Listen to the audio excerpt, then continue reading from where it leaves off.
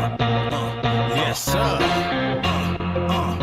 A sweet scientist, but ain't nobody in white coats. Incorrect quotes will get your whole damn face broke. Let's cut to the chase. I'm untouched with the lace gloves looking like lightning once they thunder your space. It's not even fair, the footwork can't be compared, but it's the bite from the right that'll leave you searching for air or calling for Superman to save you. And if he dies, I'm guaranteed to break you. The three-piece with a biscuit, make it repeat if you missed it. With the fist, it's tough to miss hit. Threadless switch, slip cross the clip with 6 fists. Ain't no defense with this. A chick versus gorillas in the mist. This isn't the comp, it's me versus how fast I can bash you in. I triple worked you in a square circle and lapped you again. A masterpiece of violence, I'm crafting you in. Go ahead, let the pastor come in so I can smack you again. Float like a butterfly, no, I sting like a bee. You're trapped in here, yes sir, you stuck with me. No one can save you, it's 360 degrees. No in the towel, ain't no victory, it's your defeat. Float like a butterfly, no, I sting like a bee.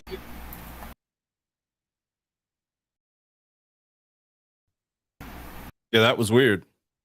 Yeah, I'm trying to stop muting me. Yeah, I wasn't. Muting. I know. I said it's a mutiny of muting. I was getting all into the new track, trying to figure out where my fade out, and I was like, "What?" It's crazy. Exactly. It was just like, nah. And I was like, whoa, what? Wait, hold up, bro. Hold up. We take a week off, all hell breaks loose. What do you want me to tell you? Look at this shit. Sometimes you just gotta make a motherfucker work right. Hey, you know what I'm saying? Yeah, well, hey, listen, it is the program. It is the Glue Guys program. Welcome. Yeah. Episode 42. I was going to go Jerry Stackhouse, but then I'm like, what's wrong with me? It's Jackie Robinson, baby, all day long. Come on. But I thought the Jerry Stackhouse thing would be funny. Considering where I was on vacation.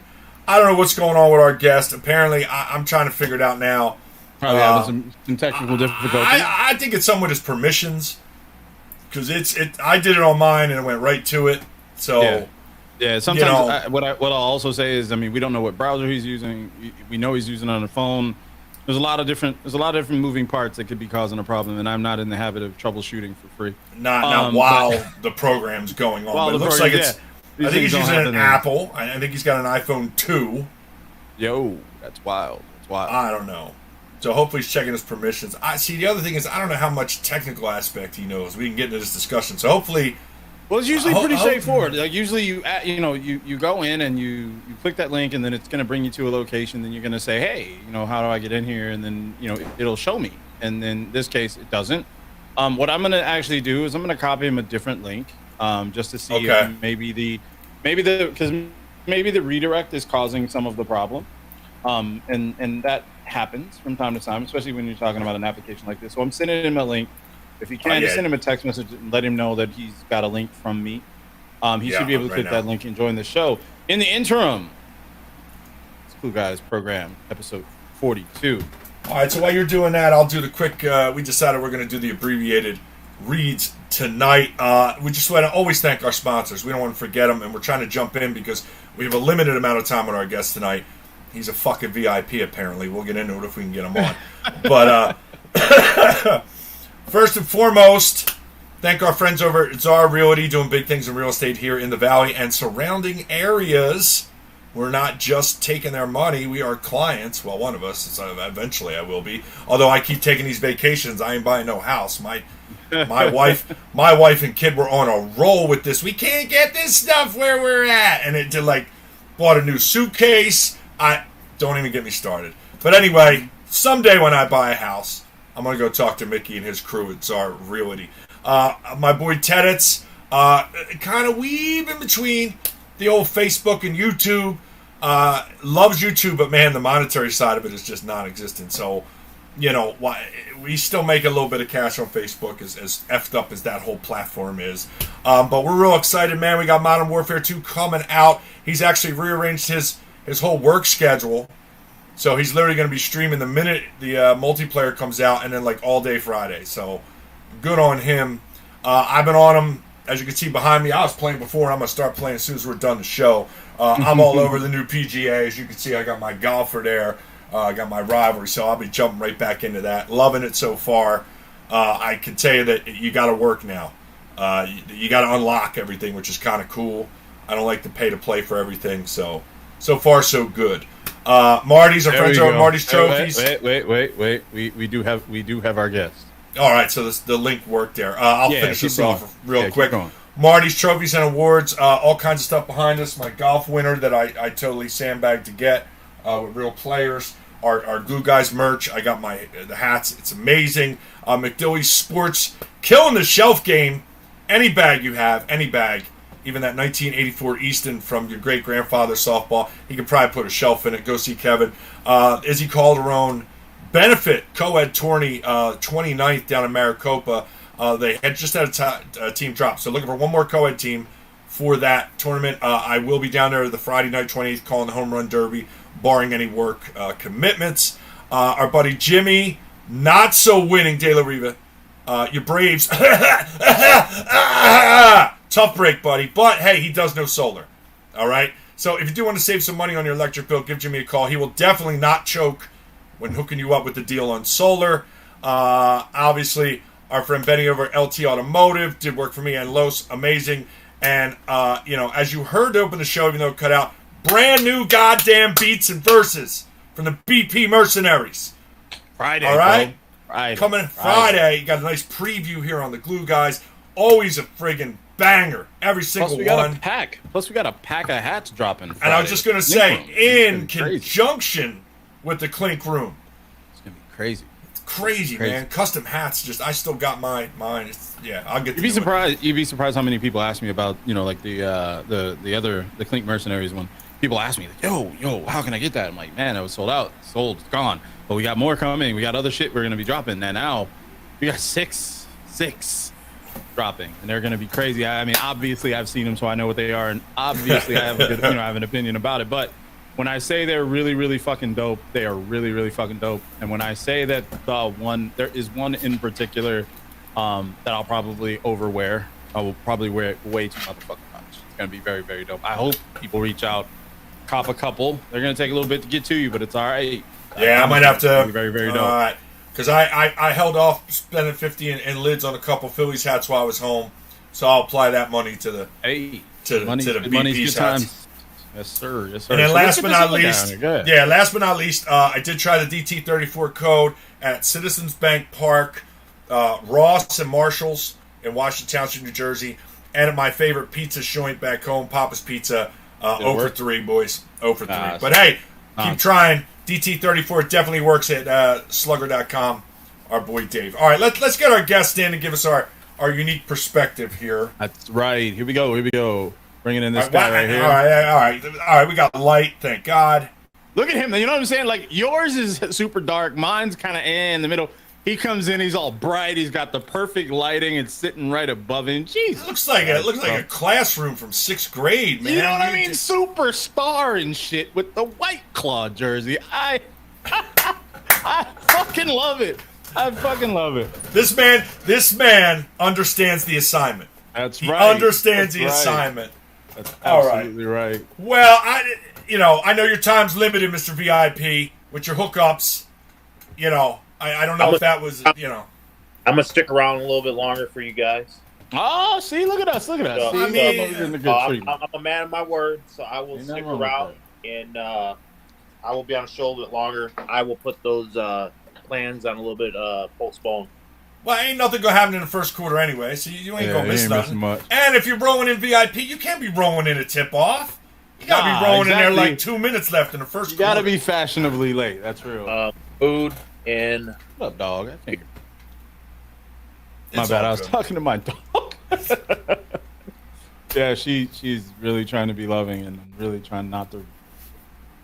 Well, anyway, Mr. Calvin Hugger had the great privilege. Yes, that too. I'm still East Coasting it. East Coasting it up in this bitch. That was tough. Hey, y'all. Come on.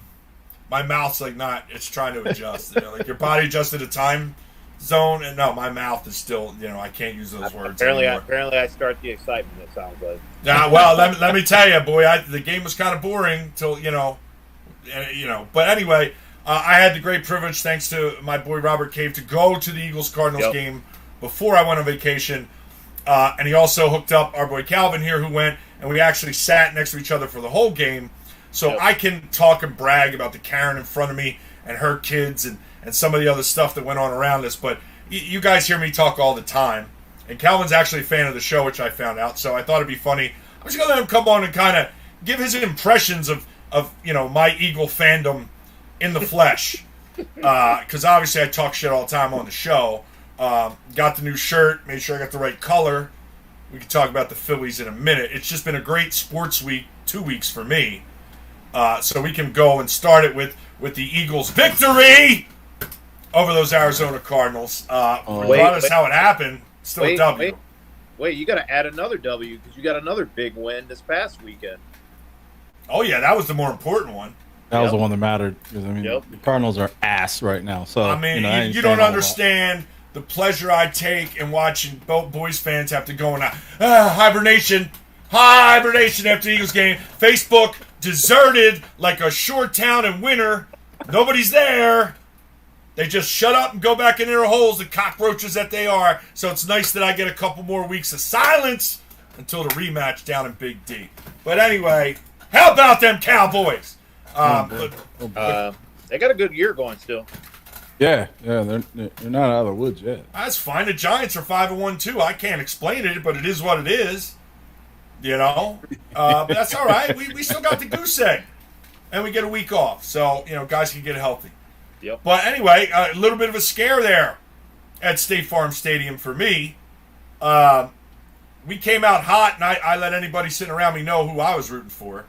I was not quiet, and my voice was kind of gone because I had gone and seen a Rage Against the Machine cover band Friday night and felt the singer wasn't doing a very good job, so I was trying to tell him the lyrics from the goddamn floor, and I threw my voice out because I can't do Zach De La Roca. I can't do it. So trying to scream with half a voice, I don't care. But I definitely had a Karen in front of me who was not enjoying the Philadelphia experience at all. And it's a fact that the Cardinals went to silent count on third down in their own stadium in the first quarter.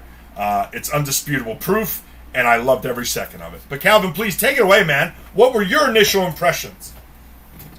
Well, just like any other game, as if you go to, I would say the Suns, but if you go to Cardinals games, usually you do have a pretty good following.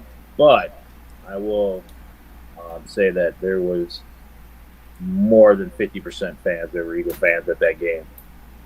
I told Mark, I said the whole other sideline where the Eagles sideline, you could tell there's probably about at least 3,000-4,000 fans back there chanting. What's the chant? Fly, Eagles. Well, it took us years, but we finally learned how to spell. So we just do the EAGLES now. We only do the Fly, Eagles, Fly when we score, or if Joe Biden comes to our stadium, which, yeah, that was pretty bad for the Dallas thing. But yeah, we just say the letters so we never forget how to spell our team's name. That's really what it's for. It's all right. The Jets do the same thing. Yeah, but at least it's shorter for the Jets. Right. Oh boy, too many letters. And they do the same thing. Yeah. It's the same chant, less letters. Yeah, that's all it is. They put a little emphasis though, Yep. J-E-T. Yeah. Well, if you notice, it's literally the East Coast. The Giants do it too. But yeah, no, it was I would say it was a very interesting game. Because we see once again, it looked like the Eagles didn't really put emphasis until when they needed to. The fans, I mean, there's some good diehard fans, but overall, I don't see Cardinal fans when you travel. I mean, I've been to quite a few games outside. As Eagles, their fans travel. They let you know. I mean, across the United States. So there's a lot of Eagle fans here in Arizona as well. Because I've seen a few people that went to the game and I didn't even know they're Eagle fans until I saw them. Well, you got Herb, and then Xavier Ponce is out there. I'm trying to think who else. Make sure I shout him out. I'm forgetting, but Herb and I are always kind of teaming up when the Cowboys fans start trying to chirp. Herb jumps in there for me. So I know who they are. But but there's good Cowboys fans too. Like Andrew Walker doesn't give me any more shit than I have coming to me. And he even said good game. He congratulated me on Facebook. He didn't have to do that. But then you got these sour Cowboys fans trying to put memes or, well, we would have won if Dak was it. Like those, I can't deal with you.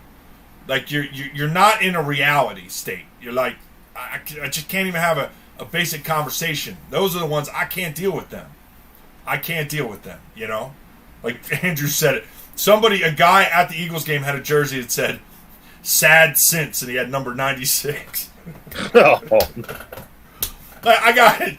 Okay, I got to know, how do I add on to that misery? You know, like, all right, cool, you acknowledge it. So, but again, it's the same thing. You know, everybody was ripping us about having a Super Bowl until 17. Then they had to get creative. Well, they haven't been since. So, but yeah, Cardinals fans are interesting breed, man. I was ready to talk shit, and I didn't get any resistance whatsoever.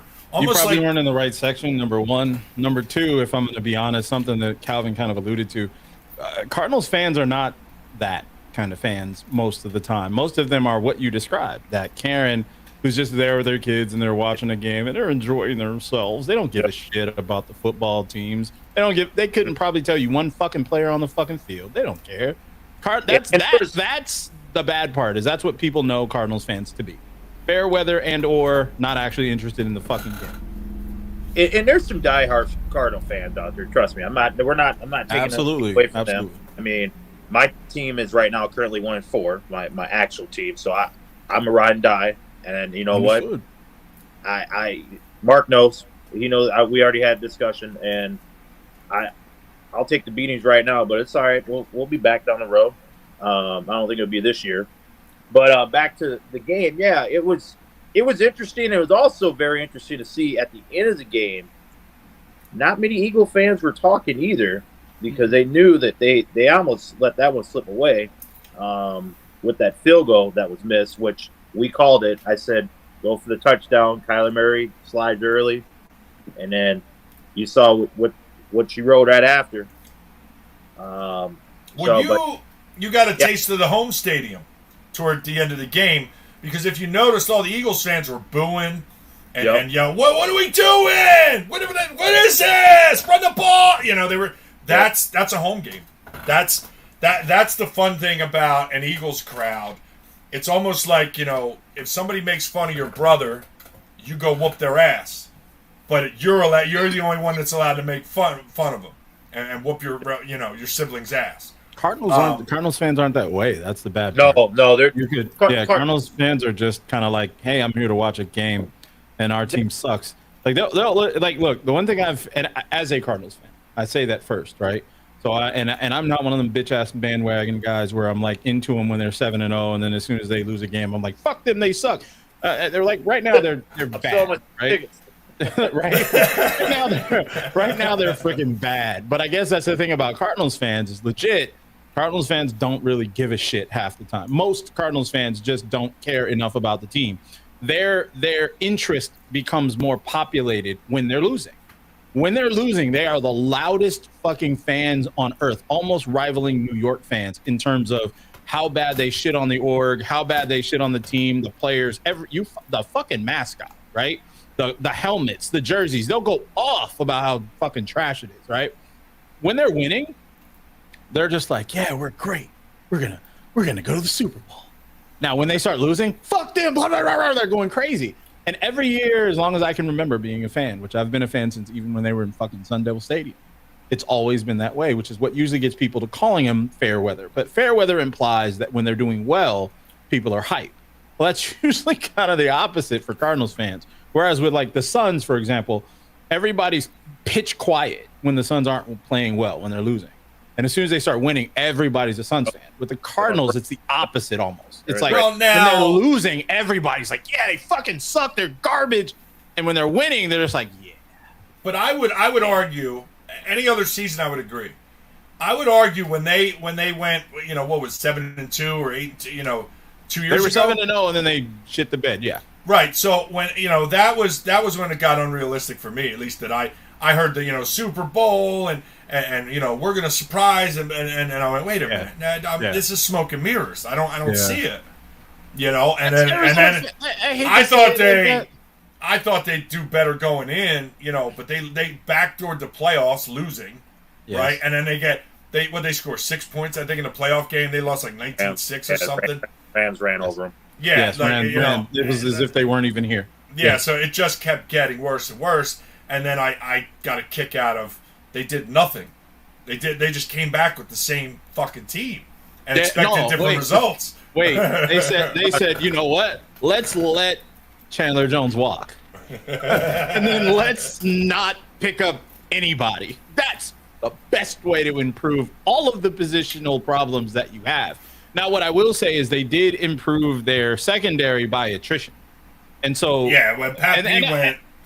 When he went, I mean, cool. And then they picked, they got some younger guys, and those guys are kind of thrown into the fire really early. And they have, luckily, they've actually shown themselves to be, competent players. Some of those players that were drafted in the defense, linebackers, et cetera, are now getting more run, and they're showing themselves to be, solid players. The problem is, however, those weren't the issues in the first place. Those weren't the bigger issues. We got a Raiders fan. Let's get a live update. So you tell me, Calvin, did Steve Keim make the right move letting Chandler Jones walk and spend all your money now? I mean, how's he look for you guys this year?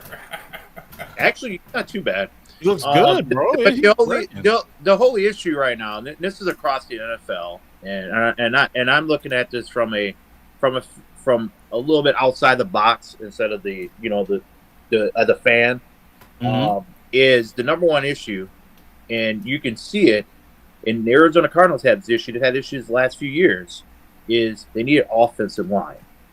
Okay, your best teams in NFL right now have what? An offensive line that can score points. Look at Tom Brady last week. He's screaming. He's seeing ghosts. Screaming at guys about his marriage and shit. And he's got to remember he's on an NFL bench. He done lost his mind. He got hit so much. But once again, he's yelling at his offensive line. He's blaming the offensive line of why he's not getting enough time in the pocket. He can't hit his receivers in coverage. And guess what? It's their fault. So I'm going to go back. I mean, that get a little bit off subject, but back to the Arizona Cardinals is that's one piece that they're missing. That's the piece that's hurting Kyler Murray. The year that he was running, he was making all these extra plays. No one really defended for that, but now they're changing the defenses to have the spy. So now you're getting an extra linebacker, or essentially a safety, watching him or dime setting, watching him. So where he moves, they go with him. And they're also taking away these undercut routes, which is really hampering it. And then all of a sudden, now you want to go deep. You don't have enough time. You don't have anybody to go deep to. Well, Hawkins is back this week, so yes. Now that could change things. Yeah, I will actually be interested to see how he performs. But yes. But the other thing too, though, going back to the fan setting for Arizona fans is.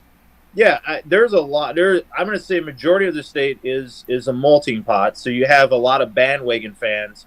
But come on, if your team's doing well, just like the Phoenix Suns, if they're not doing well, guess what?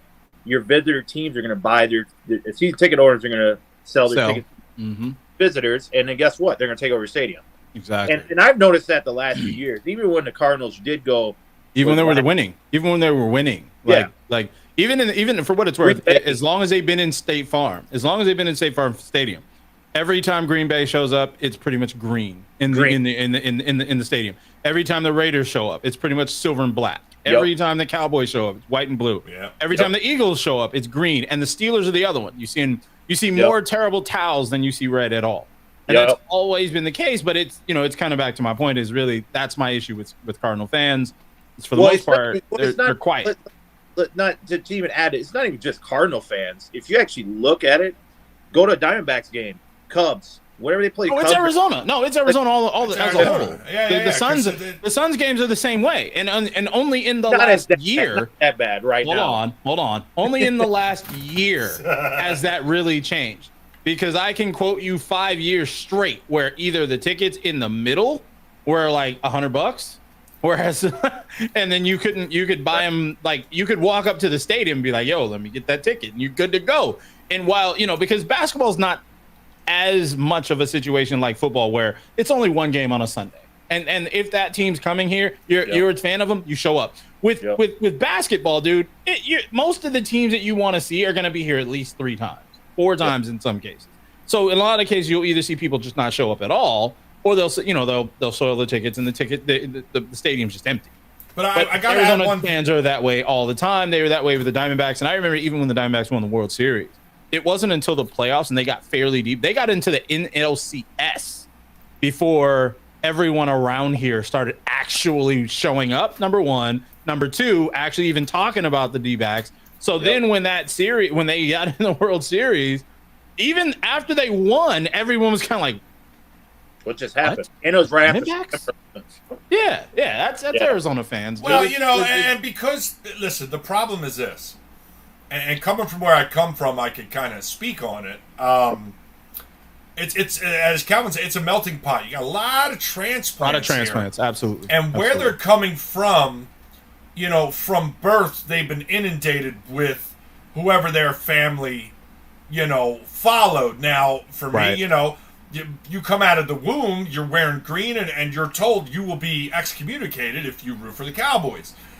So as a kid, you hear about it, or your neighbor got his ass whooped because he was wearing blue, or, it's all around you where there's some people that take it way too seriously about who their kids are going to root for growing up.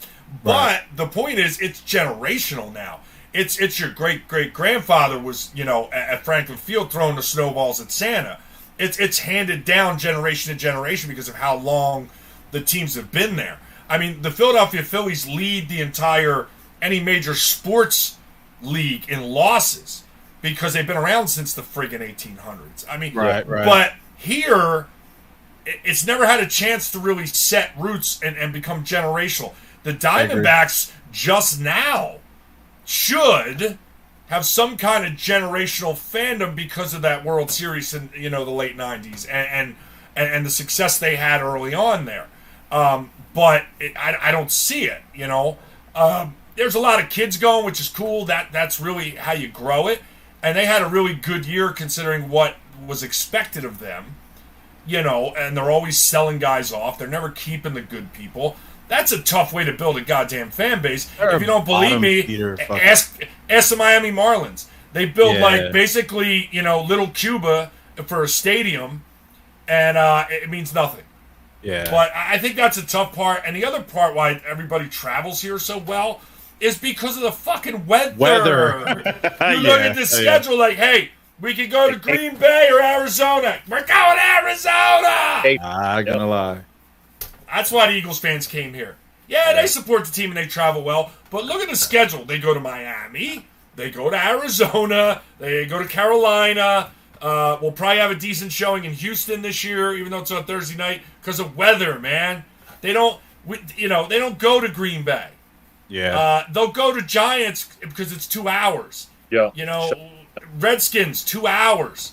Dallas, I don't think we're going to travel that well this year for the Dallas game. I'm taking a shot. I don't think so.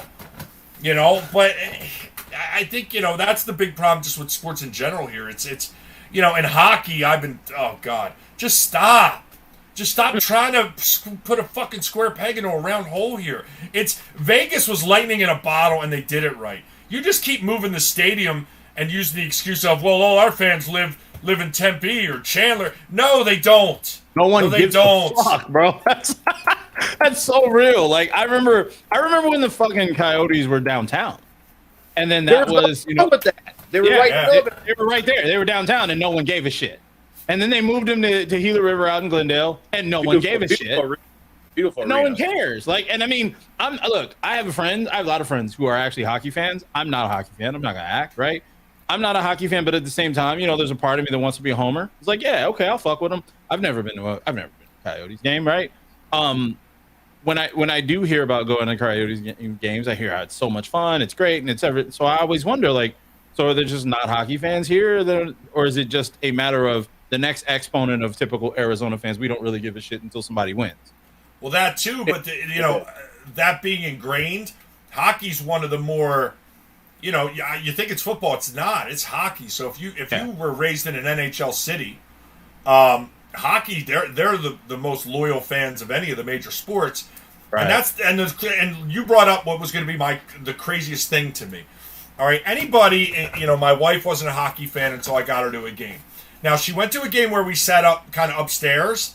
She didn't have a good time because my wife could give a shit what the defensemen are skating around doing while the puck's over. Like, I'm into that. I like watching the whole game. Even with football, sometimes I like to sit up top so you can see the stuff you don't see on CBS. Was dude open all day or wasn't he? So hockey, if you can get down, first 5 rows against the glass, it's a completely different game than anywhere else in the arena. And anyone I've ever been able to do that with became an instant fan and wanted to go. But I got, you go to an arena, and even as a player or a fan, and you see 3,000 people there every time, it's a little disheartening. And Absolutely. Then they're going to play in the new ASU building, right? Which is even smaller. Which, on the surface is cool as shit because you're going to see real NHL players in a 5,000-seat arena. You're going to be up close and on top of them. That's cool. The Eagles, remember when the Chargers played one season in the soccer stadium out in L.A.? My buddy went out to see the Eagles game. He said it was incredible. There's only 4,000 people there. Right. But anyway, and they raised the ticket prices. So, there's only 5,000, but they're like $300 a piece. Yeah, all right, you're going to get your 3,000 people who are always going to buy season tickets and blah, blah, blah, whatever. They like being VIPs to nobody, all right, but they're not paying that, man. Like, the Flyers are coming. The only reason I'm going to go is because I'm getting free tickets through a connection. I used to go to the Flyers game here. I'd wait till the day of the game, pay $40 for glass seats, and trudge my ass down to Glendale. But the NHL refuses to let this team leave. Like, it's Gary Bettman's personal mission that he's going to make this work because he ran his mouth so much. Yeah. But it's never going to work. I don't think it's going to be shit. And I mean, again, no. Like you alluded to earlier, hockey is one of those sports where it is dependent on the area, the location, the city, how entrenched hockey is. And I mean, I'm not saying that, because Arizona is the antithesis of what you would think for hockey. Like, I don't think about fucking ice and snow when I think Arizona. Well, that's the other thing. Right? Nobody plays it. Right? No one comes here. They're not playing street hockey. Hold on. I know. Now, it's funny because I have two guys that I used to be in a band with. That his kids are phenomenal hockey players. Another homies that I work with. His little brother is a phenomenal hockey player. Played, I think he even played at ASU or NAU. I'm sorry, recently. So there is hockey here, and there's a lot of really good hockey, but it's different than fandom. It costs money to play ice hockey. Yeah, there you go. And arguably the best player in the NHL is from Scottsdale right now. It does exist, but at the grassroots, man, no. Yeah. But go ahead, Calvin.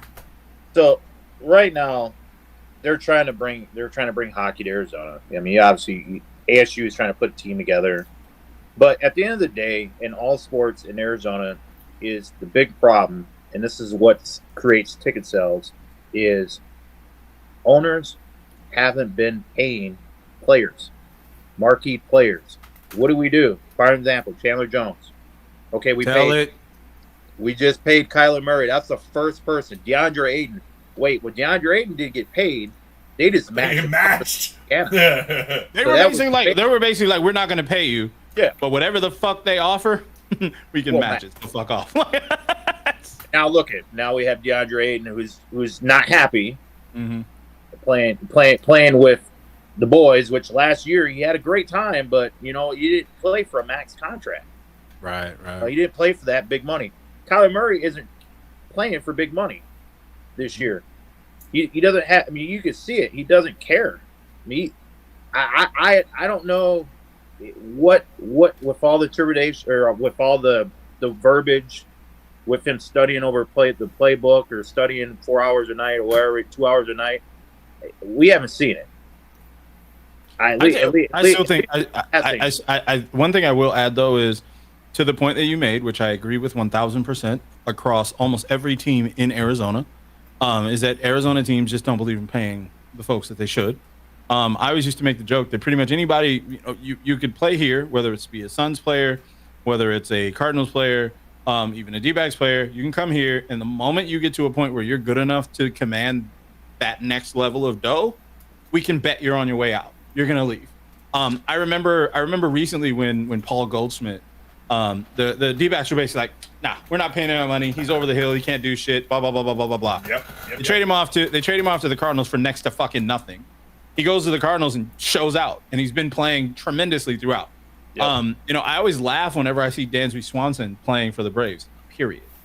That is another player in which the Cardinals. I mean, the D-backs basically said, you know what? We're not going to pay. We're not even going to try to pretend we're going to be able to pay for this guy. Let's get him up out of here. He goes over there, shows out. He does what he needs to do. Cardinals do the same shit and have done it forever. Excluding one of the guys that makes me laugh. Let me get one point. And I'll leave it back. One of the guys that makes me laugh about that whole scheme every single time, and it'll make Mark's day. Hassan fucking Reddick. Hassan fucking Reddick. They did not want to pay him. Nope. Yeah, he's not that great. He's not okay. Boom, he goes to another team, shows out, and everybody's talking about how Hassan Reddick is legit. He's this. He was in the wrong scheme. Blah blah blah blah blah blah blah. And he's out there showing his ass off because the Cardinals didn't want to pay for him. Because Kime wants to do his usual junkyard bullshit. Oh, speaking of real quick of Kime doing his usual bullshit, I'm just going to say this and we'll hand it back to Calvin. Robbie fucking Anderson. That's a Steve Kime fucking primo special if I've ever fucking seen one. I mean, I can't even pretend. We just talked about this two weeks ago. I can't even pretend like I was surprised. Like, the worst part is I went to bed, right? Not too long after all the story about Wilkes sending Robbie to the locker room, all the comparisons to him and AB and all that. And I was like, all right, fuck this. I wouldn't be surprised if tomorrow he comes to the fucking Cardinals. I wake up the next day. ESPN's like, how can Robbie Anderson fit with the Cardinals? And I'm like, pretty easily.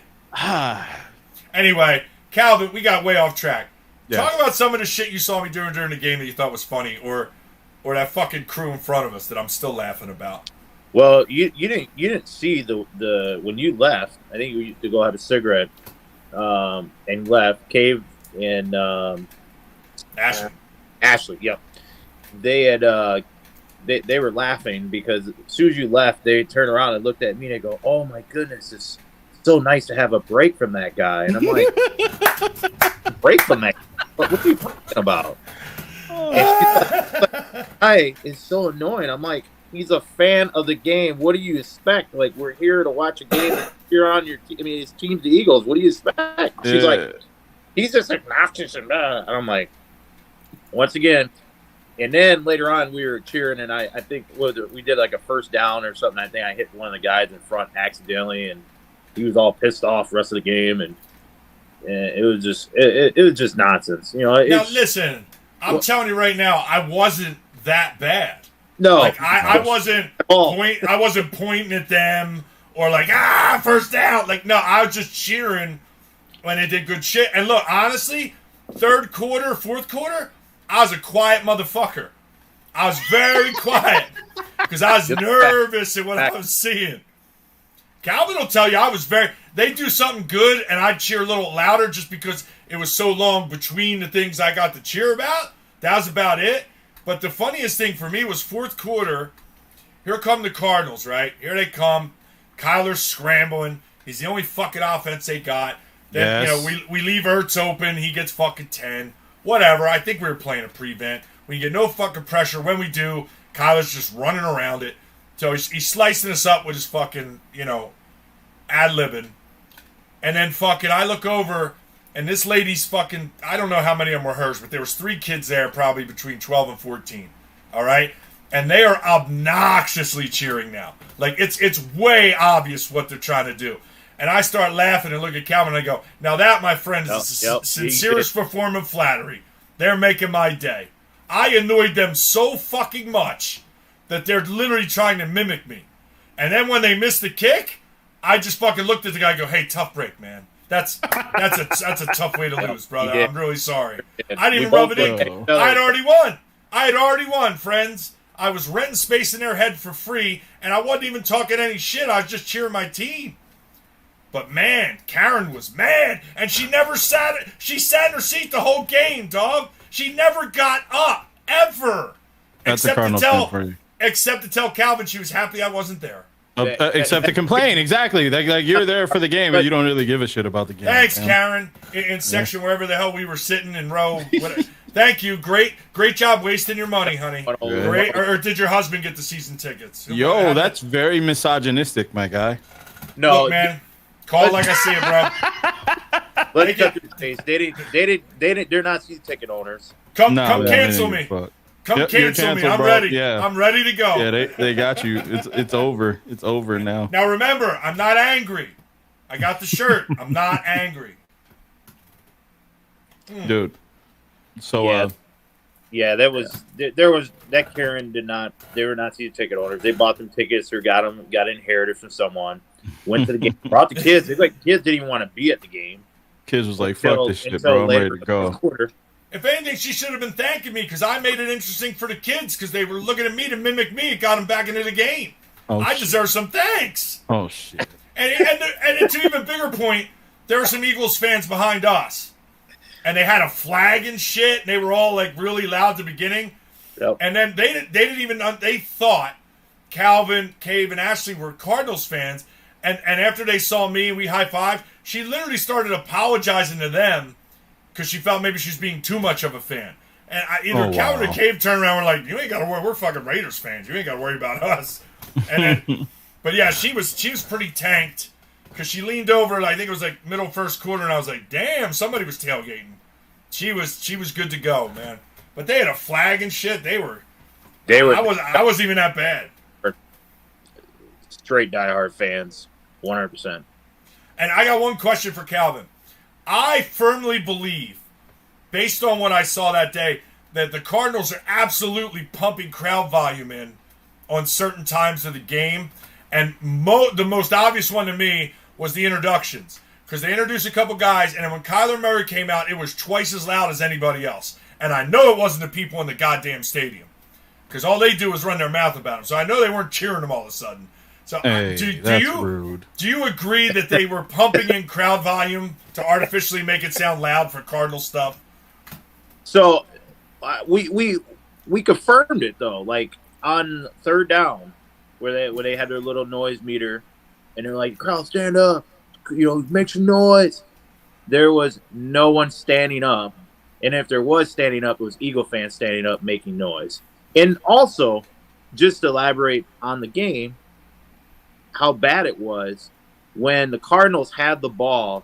Kyler Murray literally had to go to silent count because he could not do any cadence because of how loud it was from the Eagle fans. That's embarrassing, bro. So bad. Stadium. This is in your home Fucking stadium bad. on a Sunday afternoon at your home stadium. You can't call. You literally can't keep the crowd quiet to make your calls. It was like playing an away game for those guys. So I mean, like I said, Arizona. I mean, I love the state. Don't get me wrong. Sports teams, I do love going. I'm going to Suns game here in a minute, and I do enjoy watching them. I mean, great talent. I just hope this year that maybe they figure it out. But back to the Cardinals, though, I wish them the best. I mean, I'll still go to the games, still watch, still be a patron. But yeah, it's pretty sad, And don't let. I can't wait for a Las Vegas game with the Raiders coming sometime. Man, that's gonna be a silver and black crowd for sure. So I got to get out to that All the stadium. time. Anybody who's All the gone, time. Yeah. anybody who's gone out there has said Reliance Stadium is an experience. Like you need to go and see a game. Now, I don't know that I'm ready to go out there for an Eagles game and open my mouth because Eagles and Raiders. those Raiders fans travel pretty well too, to the point where they traveled all the way to Vegas. So we got some Oakland influence going on with the fan base there. So that'll be a battle. That'll go all 15 rounds between those two fan bases. The early joke I saw, I think after week 2 or whatever, was like somebody did a tweet like the world is not stable enough to handle a Bills-Eagles Super Bowl. Oh, fuck no. And I agree 1,000%. So the no. Raiders fans and Eagles fans would be a battle. battle royale. Even though they're in Las Vegas, it's still the same mentalities there, man. And I got respect for that.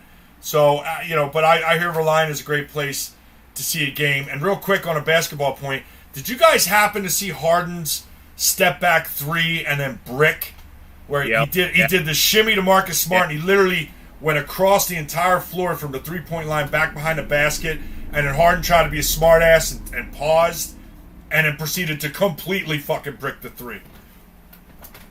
Come on, fat Harden. Come on. Wait, he's not fat though, bro. He's not fat no more. That motherfucker looks in great shape, bro. He's perpetually fat. That's what I'm trying to say. He looks ASU shape, bro. He looks ASU shape right now, bro. Hey, now, be nice.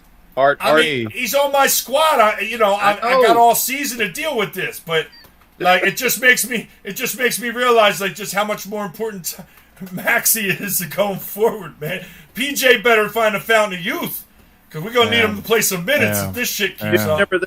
Just remember this. He still could be Ben Simmons, so you take Harden for who he is. Oh no! I'm excited. Ben's running his mouth again. Ben got his mental health squared away because he's running his mouth again. Oh, I can't wait to get to Philly. You sure about that, boy? You sure about that? You running your mouth. Hey, look, I'm glad you're playing. You know, that back injury really held you up there for 2 fucking years. Thanks, bud. Yeah, you're... Nah.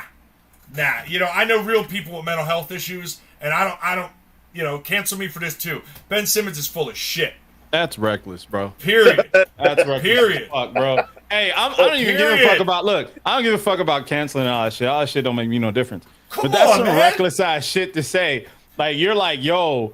I mean, this guy, he can have mental issues, but you can't. Like, what? No. What's reckless is shit all over anybody who's really going through it. And you just try not to play because you don't like how Philly's crowd fucking boos you. But look, I guess what you just said. Look, what you just said. If anything, you just said what the problem could be. But what you also said in saying that is the exact point you were trying to make that doesn't exist.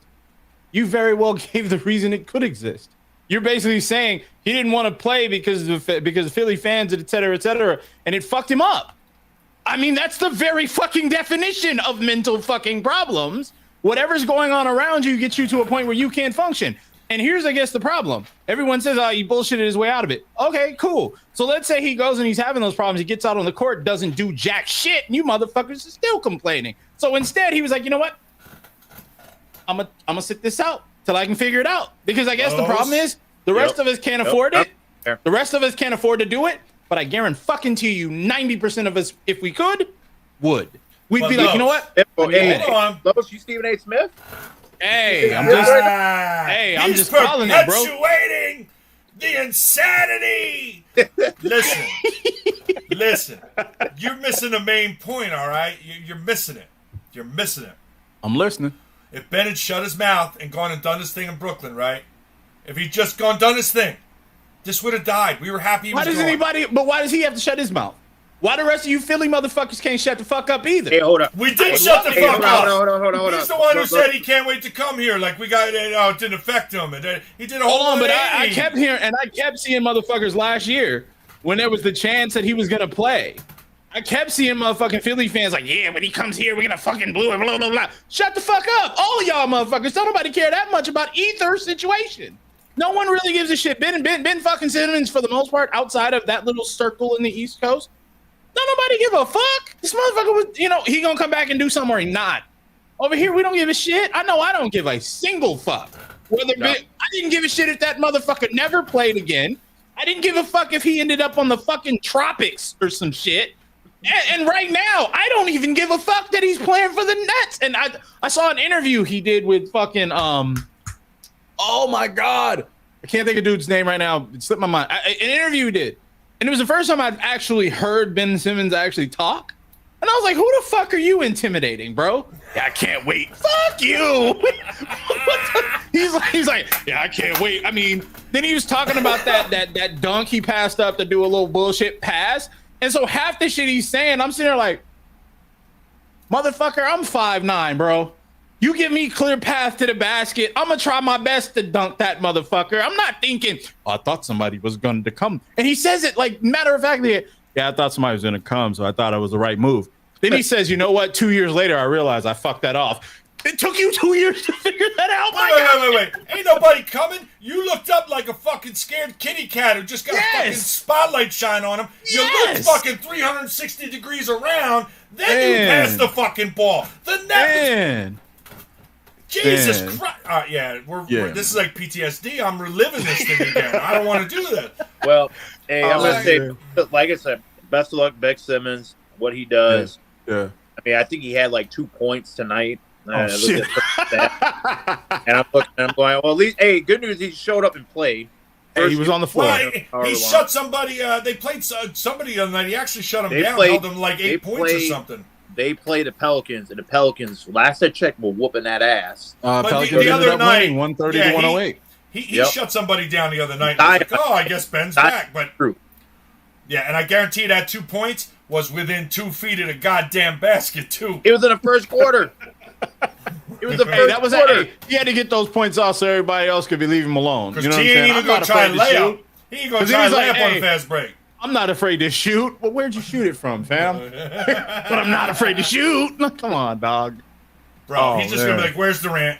Where's Durant?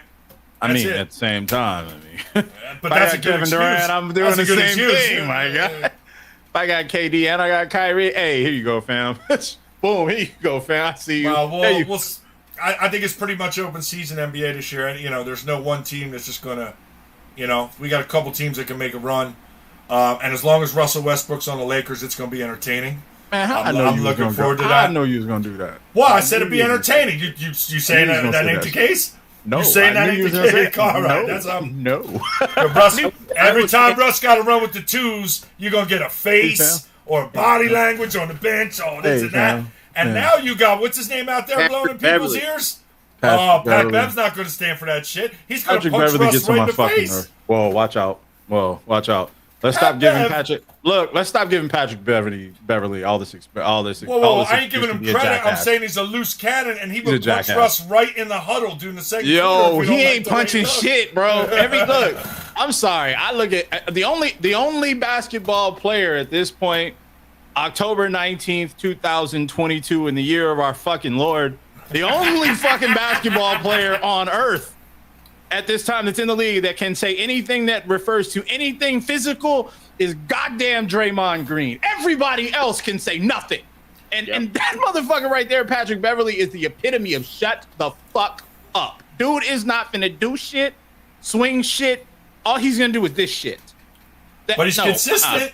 He's consistently a jackass. Absolutely. If he's winning or losing, it's the same energy. He's a jackass. Yeah, and that's how low the standard is dropped, right? Yeah, that's how low the standard is dropped in professional sports. I got to give this ass credit because he's consistent, even if he's getting his ass kicked. He is 100%. He's a consistent jackass. That's real this shit didn't happen in the '90s. You got your ass kicked and you shut the f up.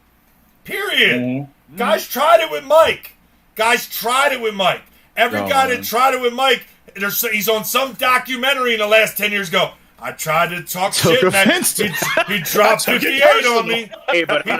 He dropped 58 on me that night, and then 3 years later reminded me of what I talked shit on him and dropped 62. Like Mike did. And then he met my son. And then he met my son at a camp and reminded my son that he ditched me.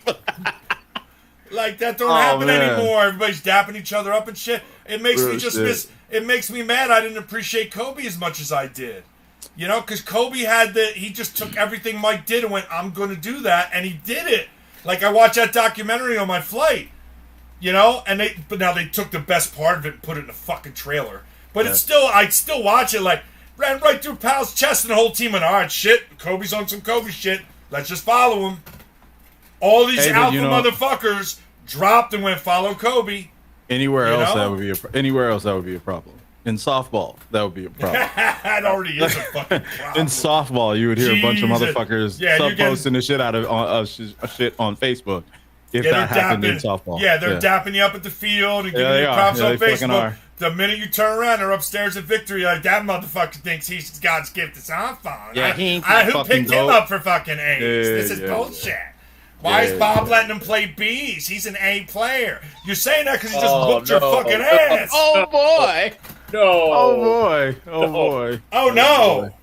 Did I? Oh no. Was that a secret? Nobody knew that one? Man, I ran out of my beverage. I ran out of my fucking look, I'm sponsored in part by Bubbly here.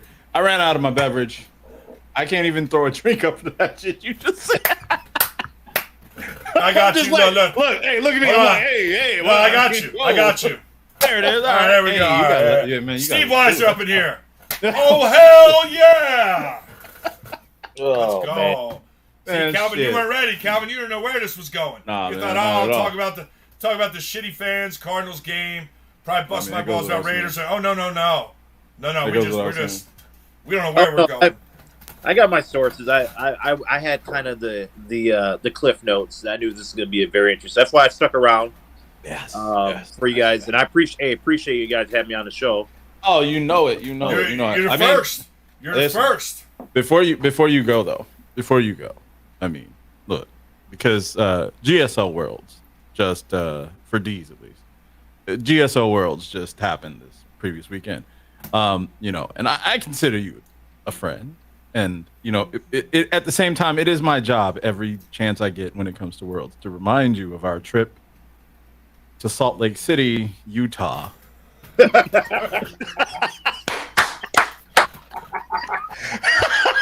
Look, man, it was my first time in Utah.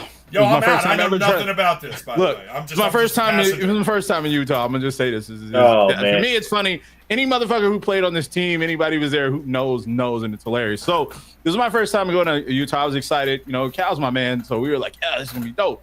You know, my wife came with me. We was like, yeah, we're gonna go out in Utah, be chilling, and you know, whatever. It's cool. All right, so the flight itself from Phoenix to Salt Lake City, I think it's like an hour and a half, maybe 2 hours tops. Yeah, I just want to say we were in the air longer than our team played. Yeah. We look, I'm gonna say this. Look, my wife took a bag, I took a bag, and I had a backpack. So that's 3 items that we came with. My homeboy Don brought my actual softball shit. So I had 3 bags. Too bad there were 3 bags was the equal amount of runs our team scored across both games that sent us the fuck home. Hey, just to add, Go ahead. I also flew out there, played, or got 1 at bat, 1 at bat, Yeah. and pitched and Yeah. played. What was it? We played maybe 20 minutes and lost to an Arizona team. Yeah, we did. Flew out there to play literally 20 minutes. Yeah. And out the jerseys, which jerseys were by far they were absolutely nasty. That's one of Oh, those I love them shits. Hey, I be wearing that shit. I wear that shit still. Yeah, don't even trip. But yeah, I it was probably one of the most shortest. I'm not gonna say horrible trips because we had some good times. But we had a good time. It was good times, but it was hilarious from a softball standpoint. Yeah, there wasn't a lot of softball on this trip. At that point. Nah. Also, to add another note to this, that literally those 2.5, 3 innings that I played cost me to get roster check at E Worlds at GSL. Ooh, me too. Look, shout out in my own backyard. I got roster check. Shout out to Mitchell Haney, man. The funniest shit was after we went and we played that tournament, and I was always like, yo, I'm gonna play this shit. It ain't gonna be no big deal. I'm not fucking Ryan Harvey or fucking Everett Williams or some shit going out there, sending shit, right? I'm like, hey, ain't nobody even notice. And look. I don't have to play. And look, playing in Boston, soon as we got Clayton. back, Mitch was like, yo, hey, I think they're gonna be trying to roster check you, bro. My ass was like, hey, bro, I'm gonna wear a different jersey altogether. We ain't even on the same team. They ain't gonna even notice me. I'm like, yo, it's not even gonna matter. It's no big deal. Like, I swear to God, it was like 2 days later, that message came across like, yeah, if you played in D Worlds and bull, I was like, Well, hold up though. Hold on. I gotta say something now. what's up? We in the pre-show we were talking about maybe trying to go over some of the results of the recent Worlds tournaments. Yeah, And, I mean, I work for your trip, and, getting around going over the bracket to see that. A lot of effort. Yeah, I'm not a director for that tournament, so I can't pull up just where everybody finished. So we said, But as I look through the bracket, look, we keep it real. So it's about time. We're due for a nice keeping it real. Trademark Geo. Yeah. But we're borrowing it. Yes. Credit where credit's due. All right, shout out. Stay in my damn lane over here. Right. Speaking of, shout out to Gio. He is, retired as of right now. We'll see for how long. We'll see if he. I was just gonna say He's going to Brett Favre. I think he's going to Brett Favre this shit. All right? I'm just calling it right now. Yeah. He's going to Brett Favre this. No. Brady this shit. All right, You're going to Brady that shit. You're going to Brady that shit. He's going to Brady this shit. Yeah, but I just hope he doesn't get divorced. You know, that's why I was trying to stay with Favre. Yes, good shot. Anyway, good shot. I saw, everybody, speaking of roster checking and talking shit, and this guy and that guy, it's every fucking year. All the time. Free agent time again now. Here come the post. Blah, blah, blah. Everybody with their resume. The grass is always fucking greener, yada, yada. Yes. Let me go over something real quick. It's every fucking year, so let's keep it real. All right? One motherfucking team did something in fucking men's fucking worlds, dude. D's. And that was Standard Plumbing. Yeah. Period. Yep. Yeah. And D's. That was it. Yeah. So stop fucking roster checking and, well, what about this guy? You all get your fucking asses kicked when you go play out of state to the real fucking tournament. So fucking build a fucking team. I've been screaming this shit when I did it by myself. But Los and I started this. Now Calvin has played enough fucking in different divisions to know exactly what the fuck I'm talking about. I don't know if he's going to step out and co-sign the shit. You don't have to. You still play. Calvin don't give a fuck. He know what's up. They banned me from everywhere, so it don't fucking matter. Nah, man, you straight. I'm telling you now, you guys, we've given you, and other people have too, given you the key how to fucking do this, and yet you keep trying to get the fucking new hot guy. You keep trying to find a new hot shit, and all he does is fucking eat your team away from the fucking inside like a fucking 3-year-old fucking Wendy's, junior bacon cheeseburger. Wow, ooh, that's... That you left in your fucking back seat. But why would you eat that, though, after? God damn. Why would you try to build a team with fucking cancers, Los? It's the same fucking answer for both. You shouldn't fucking do it. But idiots do it. Indeed.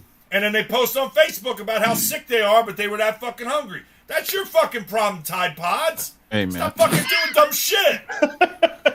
Look, hey, look, speaking of that. Keep cutting fucking... it makes me aggravated because everybody always puts their worlds posts up, and Vegas, you're on the clock, and you're on the apparently, for as fucking long as these dudes were in Utah, you were on the fucking clock. Because you fucking turned around before fucking Saturday even hit. You were on your way back. Hey, man. Get the fuck out of here. Look, man. I hate it. I hate it. I hate the hypocrisy. I just came back from Vegas Worlds, and we struggled this year in that tournament. I'm willing to say that. Even me myself. I'm not. You know me. I keep it a buck. I come in this motherfucker when I can have a shitty ass tournament. I'll be like, I'll come back and be like, yeah, I swung like ass. In this case, I was like, whatever. I was very average, very fucking mediocre, whatever. Cool.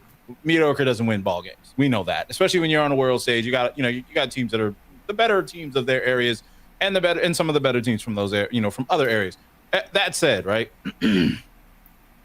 It was tough seeing a lot of AZ teams go out there and just fail. My team included. We just couldn't get the job done. In some cases, it's like the stage. It's not the teams, right? Because if I'm being honest, it'd be different if we were sending teams. We were having teams up there and we're just getting smacked up and blown the fuck out all the time. That wasn't happening, dude. We were for the most part. A lot of the teams these were really close games. They'd have a 1-run, 2-run game or something like that, and you lose. You lose that, right? But we gotta get over the hump. I watched a few games from the C teams from Arizona and just watched them put up crazy numbers, And then I went back to the hotel, went to sleep or whatever, got up the next day, and then I saw that they lost. And so it was a lot of games like that, a lot of shit like that. Right. I'll also say, having been to Worlds like the last 5 years in different capacities, we're almost there. The hump is starting, because now that Bob's kind of moved some of these teams that were perennial D teams or perennial E teams, kind of pushing them up into B's and C's and things like that. Now you have a bigger spread of teams across the different divisions. That also gives the divisions, the separate divisions, a way to kind of fill in those gaps without doing that cancerous bullshit. And I think it's just a matter of us getting over that last little hump. I know other people do all that bitching about how we and our director holds our teams to certain standards that the other cities and other states directors don't, which is bullshit to me. That's an excuse. It's a cop-out. At the end of the day... Yeah, but there's proof against it already, Los, because there is. 2 years ago, everybody cried about, these teams, E and D, and Bob moved everything on his own and moved it up. And now, a couple years later, I've been here for a couple years. Yes. It worked exactly like it was supposed to. Nobody's bitching now. We have a pretty fucking strong C division. The only reason that happened is because Bob didn't let these guys fucking hang in D. Time to go. Right. Time to go. And he'll do it again see this year. These E teams that you're there seeing you right go. now. You're about to say the same thing. Look at Flock now, right? Yeah. Flock's they're high end D team. Right. You know, I don't know for a fact, so don't fucking go calling people. But they're going to be a C team. They've had too much success. They should. It's time to go. Standard Plumbing. Said the same thing. Standard Plumbing actually came out and said it, which I thought was an absolutely dope gesture, because a lot of teams you see, they go out and they stomp in folks, and then they're like, "Hey, we're gonna do it again next year," and they try to keep it slick. I thought Standard Plumbing said what they should have. Like, "Oh, you'll see what C's like. We're gonna go up there and do what we got to do." But that's a perfect example. You get the team together, you put the team that you need together that works for what you're trying to do, and you make it work. I think a lot of other teams are kind of seeing the importance of doing that. I think there's a lot of teams that are going to have their way here soon, and they're going to, that situation is going to change. I mean, but Worlds is, it's a reset. And I think we did really well. We didn't get as high of placements as we probably would have liked. But if you look at, run differential, if you look at the number of runs our teams, collectively put up, we put a lot of numbers up. We just have to, we just have to finish. We just have to finish. I'm now just kind of looking at the chat too. And that's total bullshit. I can't see who it is, but here we go again. Yeah, I don't really look. I know I'm on this. So here's the problem. I know I'm on record. Stop comparing what fucking goes on down there and what's going on in seniors. Hold on. Don't give me this like that, but that doesn't find senior shit. So it just fucking happened. Here's my you're problem. Full of shit. All right, but here's my problem with that, right? So for example, what's the threshold that makes a team who is ranked officially, legally, honestly, they're ranked D, for example, what makes them eligible or required to be moved up during that year? I don't believe that just because they keep winning is the issue. I don't believe that in and of itself means in the middle of the year they need to get moved. Standard Plumbing was not winning by 30 runs a game. Standard Plumbing was winning games. I'm not saying that they weren't doing their job. I'm saying they were winning games, but they were reasonable games. They were well-played games against the higher tier of teams in D. Because I say this every year. People laugh at me or they say, I don't believe you, I don't agree with you. But I believe in D, and it's been this way for a couple of years. There are about 5 teams that are basically the Wolves, right? Then there's about 3 teams, I'll say about 5 more teams that are on the cusp that could be Wolves or could fall down and be puppies, right? Then you've got like 15 teams that are strictly fucking food. They aren't there for much. They're there to fill the bracket. The bracket gets filled, they get stomped and sent the fuck home. And those top 5 that I talked about, and that middle 5 are the ones that are battling everything out. But what you're not seeing in that, when you get to the quarterfinals, semifinals, finals, and even if there's an if game, you're not seeing 25-run blowouts by SPS. You're not seeing 30-run fucking run rules in the 5th inning or some shit by SPS. You're seeing well-played games by a really fucking good team against other really good teams, and they're just putting it together the way they're supposed to. If anything, that's how it should be. You want this team to be the team everyone's chasing. And then when they run the table and they do what they're able to do for that season, then you move them the fuck up, because there's no reason for them to continue to be in D. And to the senior point, in essence, that's what you want there too. Everyone bitches about, we don't have enough major teams. Okay, so if you had a team that was dominating like SPS has been this year, there's no reason they shouldn't want to move up the next season. And that's what should happen. I've never seen you say anything that says, oh, well, you won a couple tournaments, so let's move you up. I've never seen that. And I don't even know why that is even a connotation of what you would be trying to do. The idea, however, is if you get a team, and I'll use my favorite team to use, BTL. BTL was basically doing exactly what we just described that Standard Plumbing was doing this year. And then now they are up a season. Did they need to go in the middle of that season? Fuck no. I don't even understand the logic of believing that these teams need to be moved up in the middle of the season or after a couple of tournaments because they win. Again, my threshold for that is if you're dog walking everybody who steps on the field, winning by double digits, and every time you play, then you shouldn't be in D. Move them. But that's not happening, and that never happens. The thing doesn't happen at all. And BTL got bumped early in the year. But I think there's a little more to that, though. They didn't just arbitrarily get bumped. There was, because the way, generally as directors, we try to hold out as long as we can over the course of a league, a calendar year. All right? Because honestly, in our hearts, we want you to have the shot to go to Worlds, whatever you've been playing all year. And a bump in October or November is really rough. Even if it's deserving, it's tough to go play a Worlds at a rank higher than what you've been playing at all year. So generally, we try not to do it. And again, we're back to general, okay? BTL got bumped in April, but you guys were also dominating. You were dominating fucking the whole, most of the year before, too. But I think the other piece to add to that, though, is they wanted to. It was split. It wasn't everyone on that team that wanted to go, but there were definitely guys who were vocal about it's time we go up. But the bottom line is this. When BTL won kind of the year before, it was what we just talked about, all right? 5 runs, 3 runs. You know what I mean? It was close games, all right? So that, to me, signifies, all right, I got to keep my eye on them. Not they get an automatic bump because they won 3 tournaments. Well, what if they won 3 tournaments in a row by a combined 6 runs? Like, that's not an auto bump. Now, toward the beginning of that next year, they hit another fucking gear.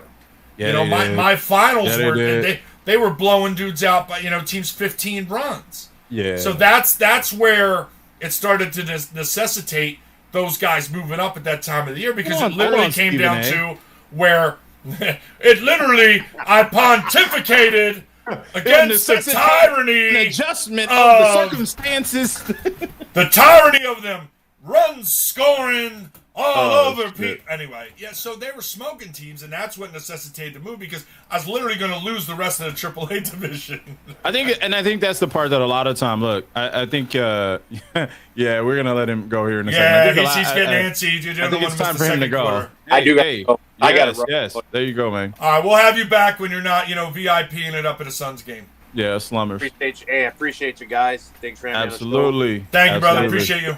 Peace, bro. So there it is. Our first ever co-host. That's cool that it was Calvin, because Calvin's pretty much universally liked. By the people that I respect's opinion, I should say. I should add that tidbit on there. Hey man, good times. People who matter. Good times with Cal. You know what though? Dude, I gotta say one last little piece before we go into that. A bit of news that you need to provide. I know I say this all the time. I'm so overdone with the fact that people spend so much time concerning themselves with with rankings and whether a team gets moved up. Other teams get moved up and whatnot. I really just look at it like, if you're playing the ball that you need to be playing, your team's doing the things that they need to be doing, your players are doing the things that they need to be doing, you will have success. And if you have success, then those other teams are no longer a threat to you.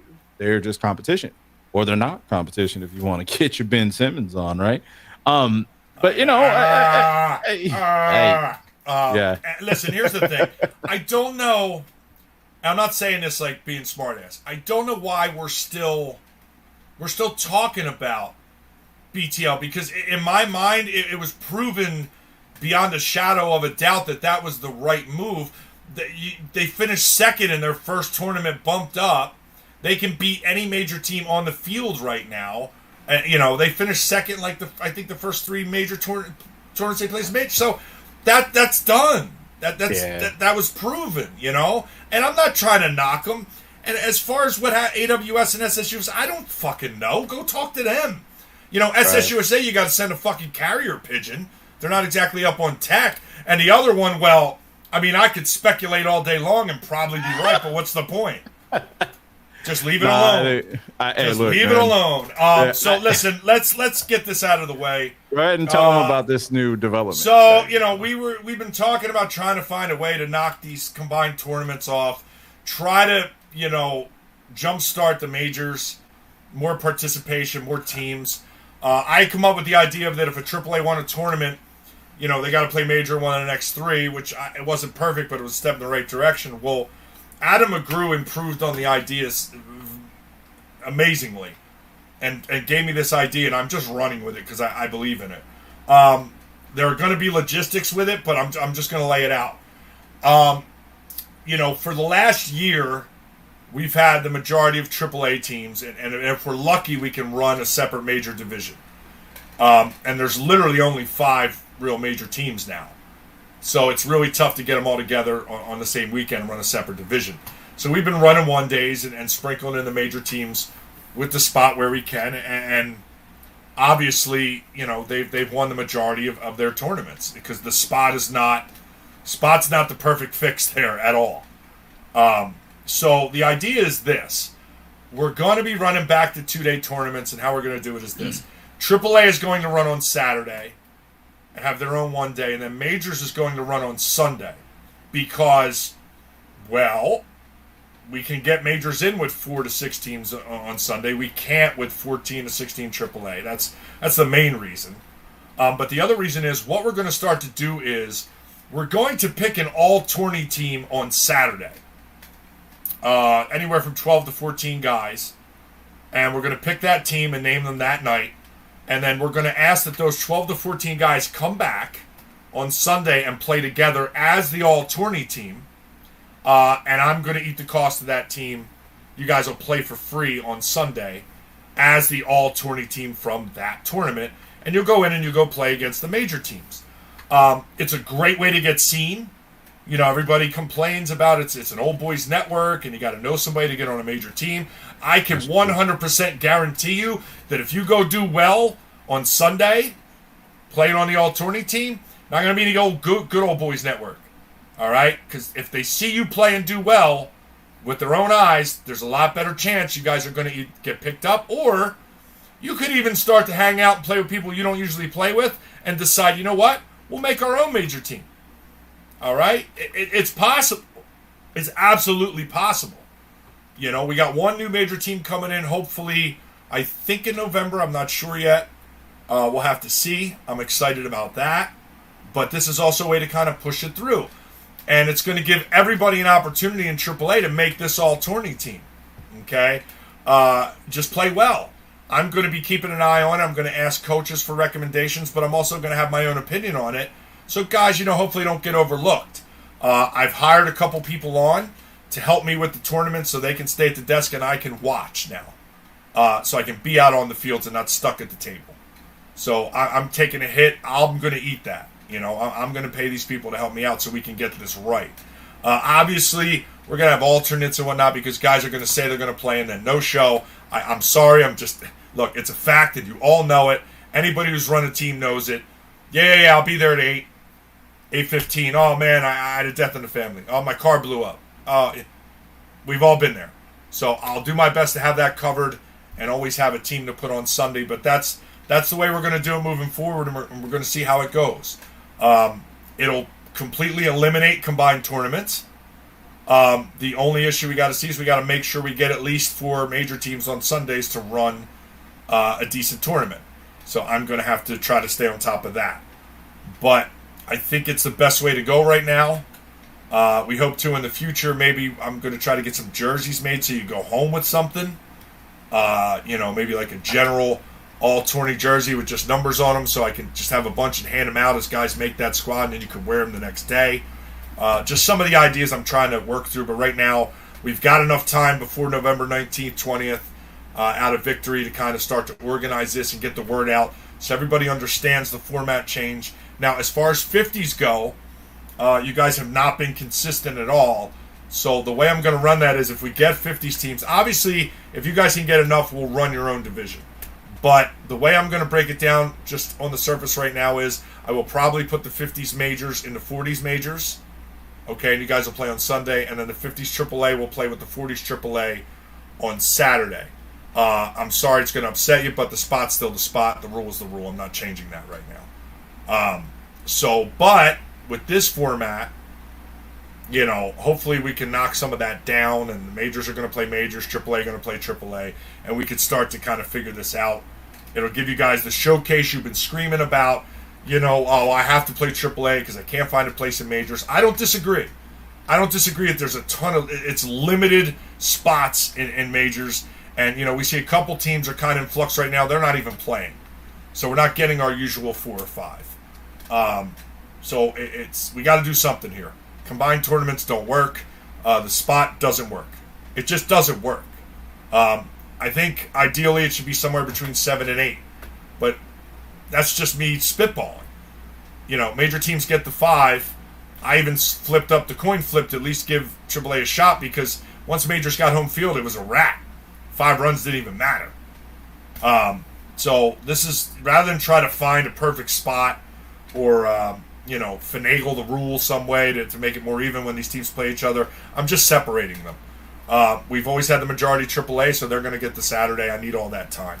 No, I know it's we're in the worlds, but I'm running what I'm running. We'll see what we do. Most of the AAA teams I talk to are going to play with me instead of SSUSA. So if going off their word, I think we're going to be fine. If we don't get enough major teams, we'll just run the AAA one day. But for right now, I'm putting it out there. We're going to try to do this the first time, November 19th and 20th. I'm pretty excited about it. Everybody I've talked to likes the idea.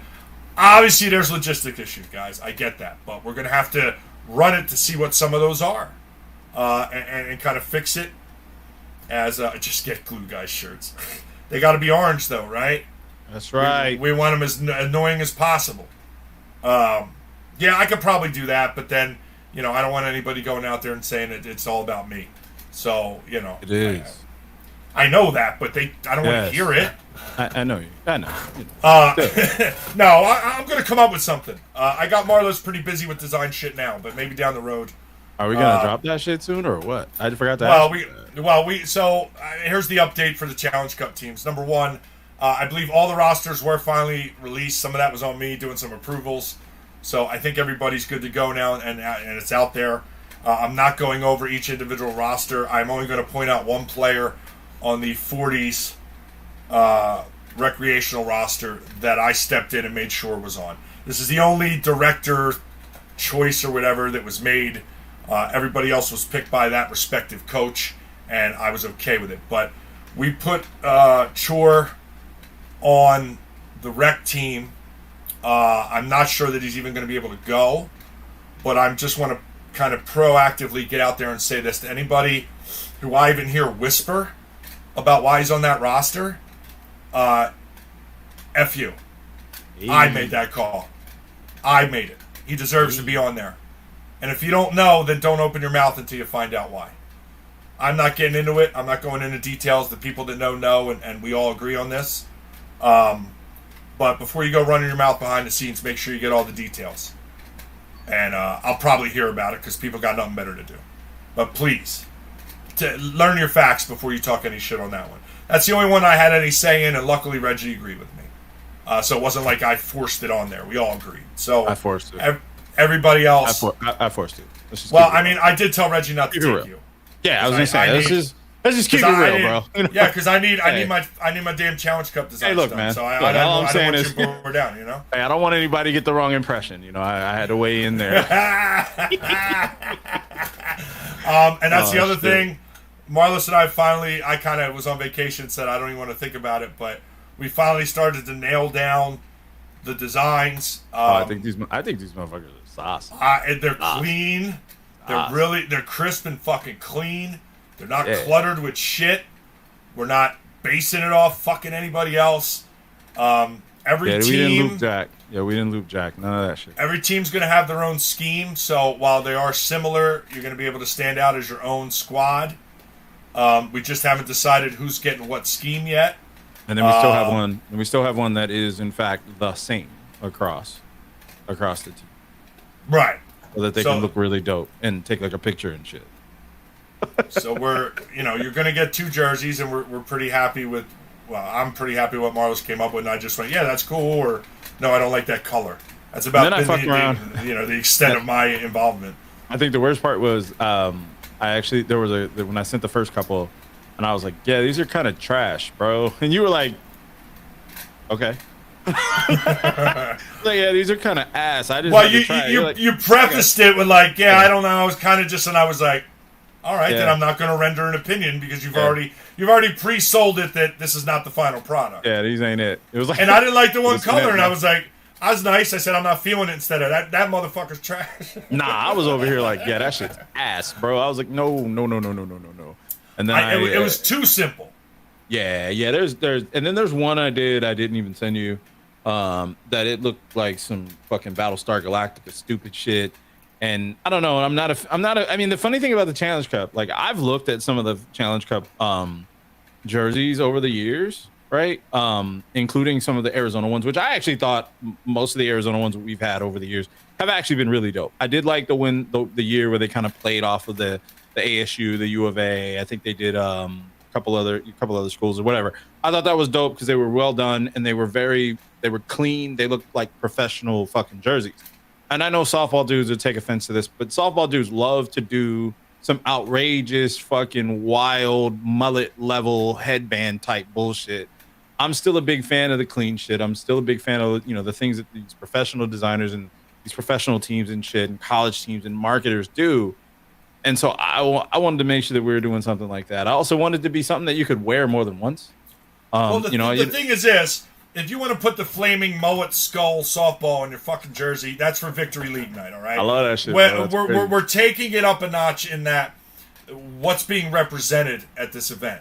And I know guys like to shit on it, money grab. I get it. Like, I'm not even trying to argue. But for me and a lot of the people going, it's still an honor to represent the state. Absolutely. So, I don't need the flaming whatever on the sides of the jerseys and the 47 horizontal stripes. Like, save that for your league team, bro, or even your tourney team. That's fine, but this is a bigger deal, all right? We're representing something bigger. People are part of something bigger, and I want it as simple and as clean as possible to represent a large group of people, okay? It's not what Joe Schmo, who comes out with no sleeves on his jersey and hits and sits. It's not his vision, all right? It's got to cover. I'm not gonna lie, I was gonna do some shit like that, but. Well, I know a couple guys in AAA that I'd have to get them sleeves. We can't let them walk around like that. It's got to cover 5 different teams and different personalities and try to. And look, somebody's going to bitch, and I really don't care. No. I think they serve the purpose that I want them to serve, and that they represent as an entirety. Arizona U-Trip seniors, and I'm happy with them. And there's going to be enough individualism in each team's jersey where you're going to have your second jersey where it's yours. Yeah. So we'll get some pictures, man. We're getting close. I still got I lost a couple tournaments here, so I had to rearrange some of the funds to get this crap paid for. I got to get with Casey and get that squared away. But I'm pretty happy that we're pretty far down the road here. We just got to finish up some minor details. We got to get the sleeves done because I know we got to put the Challenge Cup logo on there, and we got to. Man, yeah. See, I was like, I'm not gonna lie. I was like trying to make sure that that I allowed for, some space, even for some levels of individuality per team or something, could easily be placed between, either the sleeves, that back neck pretty much is probably going to be taken up by the manufacturers themselves. But still, you want to have some room to get some input without it turning into chaos and anarchy and whatnot. So yeah, I think I'm excited, and it does take a lot to get me excited about stuff like this. So it's gonna be dope. Because there's a couple design elements you said, and I was like, I don't know. And now that they're on there and I see it, I'm like, okay, that definitely works. But I wasn't sure until we put everything together. Right, and everything now is minor tweaks. We got the main design done, and we're happy with where that sits. And it's just sizing and minor tweaks. Right. Where we start to get, obsessive that we like to do. So, just like with the show and how serious and tight we keep this, sarcasm for you new viewers. That's 100% fucking sarcasm. But yeah, we're pretty close to done, so I'm excited about that. The teams are announced now, so, try to do your best. Look, I understand you're going to have 5 different, fundraising and this and that. Well, I understand it's hard, so I'm not even trying to pick. Just support where you can. Wherever you can, it all helps. I know the competitive teams got the hitting clinic coming up. They had to move that. I think they're also doing another golf tournament in December. Sadly, I think it's going to be like same date as Toys for Tots, so I won't be bringing a ringer team to that. So you have a shot to win a nice trophy. Marty's is probably going to do. Just give you a nice 2-month head start to practice your game.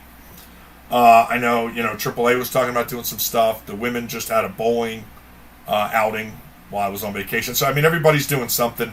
Just keep your eyes out. Support where you can. And if the teams want to give me the heads up what they got going on, I'll do my best to announce it here and, help promote best we can. I did laugh though. Some of the requests for some of the things they wanted in the jersey package was I was literally like, if I could hang up a DM, I would have just hung up. Like just would have hung up. Hey, what I will say is that I know I don't want to call it slipped, so I just don't have a better way to address it. But I know when you mentioned it that I would be, that I was going to be doing it.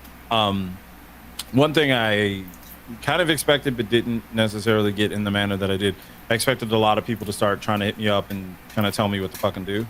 And I really did, and I say that because this ain't my first fucking rodeo, right? I know how people are, and they're I made sure not to scream it to the heavens. I kind of put it out there once, and then I didn't say it for a long fucking time. And the only reason I'm saying it now is because, well, shit, you guys ain't got no input. We're almost done. Yeah, like I mean, and for what it's worth, that was actually the point I was gonna make. Was like I was expecting some of the people who had noted to me that so I heard you're doing the jersey. So I remembered that, and I expected for some of them to be a little more forceful or more annoying, and they weren't. And a lot of people have been very, very helpful. I won't say that I really didn't use anybody's ideas, but I will say that some of the input kind of made me feel better about the direction that I had taken. And the fact that, nobody knew that was even better. It always feels good when you're making a decision or you're thinking about making a decision and people are kind of backing that decision without even knowing. So that was kind of cool. The people that hit me up with some ideas, those ideas were actually really great. And it was, again, dope that they were kind of in the same vein as me. So I'm excited. I hope people like them. At the same time, there's going to be people who won't. But I think they are a nice representation for our teams and for ourselves. And I think they'll also be really dope for people that aren't on the team and just want a jersey. And I think they look good without being, specific or only, usable for the Challenge Cup. So I think that's going to be dope. I think it's a good way to make some money. You know what I'm saying? Well, I thought about maybe getting some made up with just the number 23 on it for the year. Right, that'd be dope. And no name, and just the number, and that's way that could be like the retail version. Because I still want, each team's going to get 2, and I think I would only sell one of the 2. That way, the guys who go and girls who go have their own thing. Yeah, I never like doing the exact jersey, being able to give it to anybody. Well, I'll tell you personally, but because we talked about it before, so I can add a little bit more to it.